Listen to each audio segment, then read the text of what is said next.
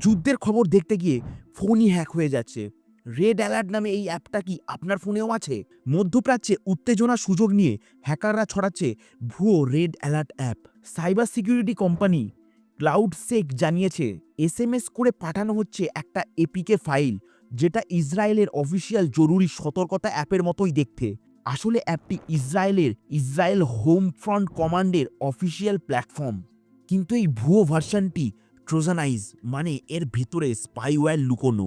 Install করলেই আপনার সব এসএমএস পড়তে পারবে, কন্ট্যাক্ট লিস্ট চুরি করবে, লাইভ জিপিএস লোকেশন ট্র্যাক করবে। হ্যাকাররা এমনকি গুগল প্লে স্টোরের মতন দেখতে সিগনেচার স্পুফিংও ব্যবহার করছে। এতে শুধু ডাটা নয়, আপনার রিয়েল টাইম লোকেশনও ফাঁস হতে পারে। অজানা সোর্স থেকে কোনো অ্যাপ ডাউনলোড করবেন না, শুধু অফিসিয়াল অ্যাপ স্টোর ব্যবহার করুন। এই ভিডিওটি শেয়ার করুন, কারণ পরের টার্গেট আপনি। ফলো করুন আরও সাইবার অ্যালার্ট আপডেটের জন্য।